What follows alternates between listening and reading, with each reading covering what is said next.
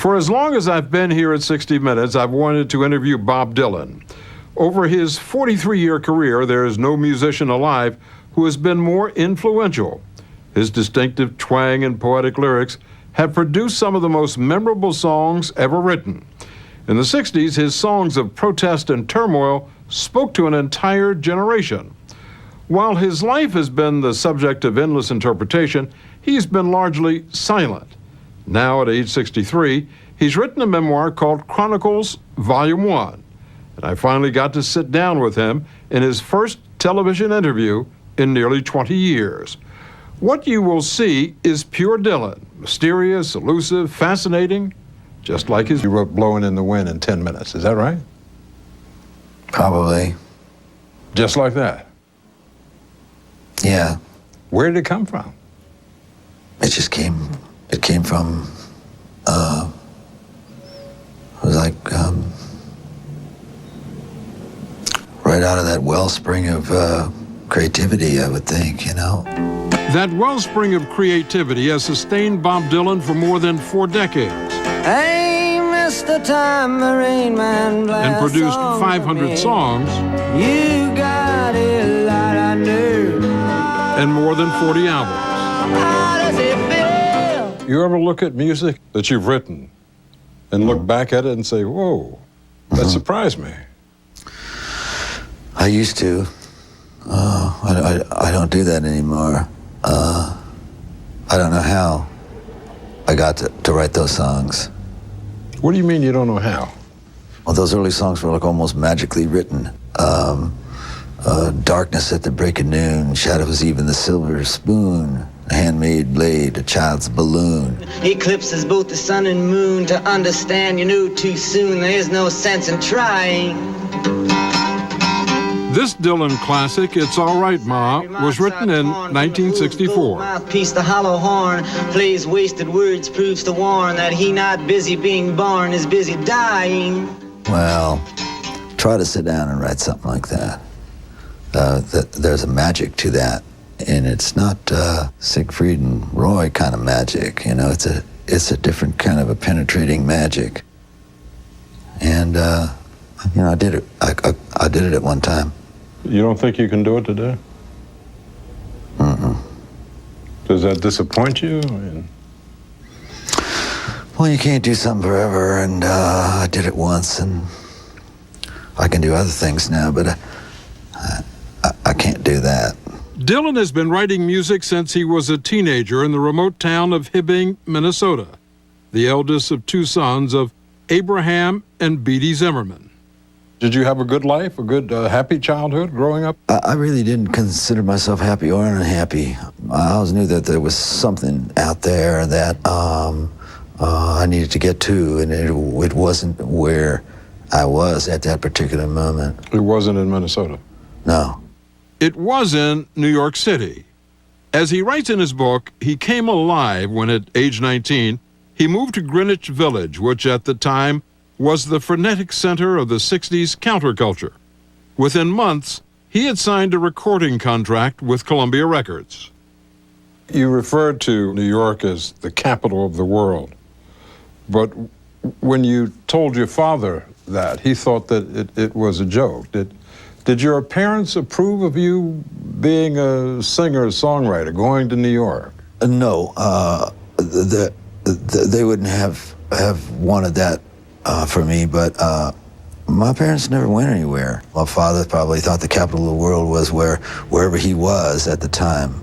It couldn't possibly be where any place else where he and his wife were in their own home. That to them was the capital of the world. What made you different? What pushed you out of there? Well, I listened to the radio a lot. I hung out in the record stores, and I slam-banged around on a guitar and played the piano and learned songs from a world which didn't exist around me. He says even then he knew he was destined to become a music legend. I was heading for the fantastic lights, he writes. Destiny was looking right at me and nobody else. Use the word destiny over and over throughout the book. What does that mean to you? It's a feeling you have that you know something about yourself nobody else does. The picture you have in your mind of what you're about will come true. That's kind of a thing you kind of have to keep to your own self because it's a fragile feeling and you put it out there, somebody will kill it. So it's best to keep that all inside. When we asked him why he changed his name, he said that was destiny too. So you didn't see yourself as Robert Zimmerman? And for some reason, I never did. Even before you started performing? No, even then. Some people get born, to the wrong names, wrong parents. I mean, that happens. Tell me how you decided on Bob Dylan. You call yourself what you want to call yourself. This is the land of the free. Bob Dylan created a world inspired by old folk music, with piercing and poetic lyrics, as in songs like A Hard Rain's Gonna Fall. So guns and sharp swords in the hands of young children. Songs that reflected the tension and unrest of the civil rights and anti-war movements of the 60s.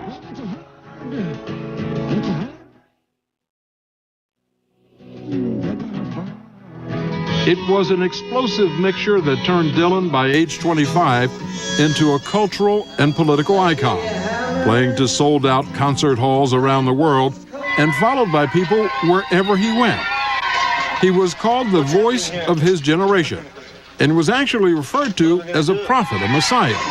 Go, driver, go. Yet he saw himself simply as a musician. You feel like an imposter when someone thinks you're something and you're not. What was the image that people had of you, and what was the reality? The image of me was certainly not a songwriter or a singer. It was more like some kind of a threat to society in some kind of way. What was the toughest part for you personally? It was like being in an Edgar Allan Poe story. You're just not that person everybody thinks you are, although they call you that all the time. You're the prophet, you're the savior. I never wanted to be a prophet or savior. Elvis, maybe. Well, I could easily see myself becoming him, but prophet, no. I know that, and I accept, you don't see yourself as the voice of that generation, but some of your songs did stop people cold, and they saw them as anthems, and they saw them as protest songs. It was important in their lives. It sparked a movement. If your time to you is worth saving, then you better start swimming or you'll sink like a stone, for the times they are a-changing. I mean, you may not have seen it that way, but that's the way it was for them. How do you reconcile those two things? My stuff were songs, they weren't sermons. If you examine the songs, I don't believe you're going to find anything in there that says that I'm a spokesman for anybody or anything, really. But they saw it. Yeah, but they must not have heard the songs. It's ironic, that the way that people viewed you was just the polar opposite of the way you viewed yourself. Isn't that something? Dylan did almost anything to shatter the lofty image many people had of him. He writes that he intentionally made bad records, once poured whiskey over his head in public, and as a stunt, he went to Israel and made a point of having his picture taken at the Wailing Wall wearing a skull cap. When you went to Israel, you wrote that the newspapers changed me overnight into a Zionist, and this helped a little. How did it help? Look, if the common perception of me out there in the public was that I was either a drunk or I was a sicko or a Zionist or a Buddhist or a Catholic or a Mormon, all of this was better than Archbishop of Anarchy. The spokesman for the generation. Yeah. Opposed to everything. Mm-hmm. He was especially opposed to the media, which he says was always trying to pin him down. Do you think of yourself primarily as a singer or as a poet?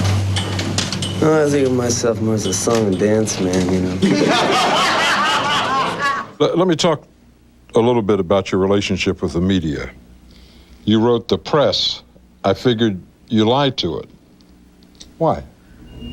I realized at the time that the press, the media, that's not the judge. God's the judge. The only person you have to think about lying twice to is either yourself or to God. The press isn't either of them, and I just figured it irrelevant. Bob Dylan tried to run away from all of that. In the mid-'60s, he retreated with his wife and 3 young children to Woodstock, New York. But even there, he couldn't escape the legions of fans who descended on his home begging for an audience with the legend himself. So people would actually come to the house? Mm-hmm. And do what? Want to discuss things with me, politics and philosophy and organic farming and things, you know. What did you know about organic farming? Nothing. Not a thing.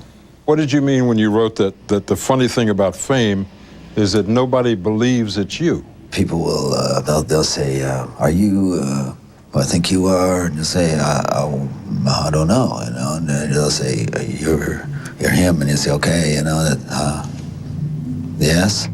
I say, and then the next thing I'm saying, well, no, you know, like, are you really him? You're not him. You know, that can go on and on. You go out to restaurants now? I don't like to eat in restaurants. Because people come up and say, are you him? That's always going to happen, yeah. Do you ever get used to it? No. At his peak, fame was taking its toll on Bob Dylan. He was heading towards a divorce from his wife, Sarah. And my wife, when she married me, had no idea of what she was getting into. Well, she was with me back then through thick and thin, you know. It just wasn't the kind of life that she had ever envisioned for herself, any more than the kind of life that I was living that I had envisioned for mine. By the mid-1980s, he felt he was burned out and over the hill. You also wrote that I'm a 60s troubadour, a folk rock relic, a wordsmith from bygone days. I'm in the bottomless pit of cultural oblivion. Those are pretty harsh words. Well, I'd seen all these titles written about me, you know. And you started to believe it? Well, I believed it anyway, you know. I wasn't getting any thrill out of performing. I thought it might be time to close it up, you know. You really thought about quitting, folding up the tent? I had thought I'd just put it away for a while. But then I started thinking, that's enough, you know. But within a few years, Dylan told us he recaptured his creative spark and he went back on the road. Performing more than 100 concerts a year. And the album of the year is... In 1998, he won 3 Grammy Awards. Time Out of Mind, Bob Dylan. At age 63, Bob Dylan remains a voice as unique and powerful as any there has ever been in American music. His fellow musicians paid tribute to him when he was inducted into the Rock and Roll Hall of Fame, joining him in a rousing rendition of his most famous song. As you probably know, Rolling Stone magazine just named your song, Like a Rolling Stone, the #1 song of all time. 12 of your songs are in their list of the top 500. That must be good to have as part of your legacy. Oh, maybe this week, but you know, on the lists, they change names, and you know, quite frequently. Really, I don't really pay much attention to that. But it's a pat on the back, Bob. This week it is, but you know, who's to say how long that's gonna last? Well, it's lasted a long time for you. I mean, you're still out here doing these songs, you know, you're still on tour. I do, but I don't take it for granted. Why do you still do it? Why are you still out here? Well, it goes back to the destiny thing. I mean, I made a bargain with it, you know, a long time ago, and I'm holding up my end. What was your bargain? To get where I am now. Should I ask who you made the bargain with? with you know, with the chief commander. On this earth? And on this earth, and then in a world we can't see. Bob Dylan has been nominated this year for the Nobel Prize in Literature for his songwriting. His new book has been a bestseller for the past 7 weeks. It was published by Simon & Schuster, which is owned by Viacom, the parent company of CBS. Dylan is planning to write 2 more volumes of his memoirs.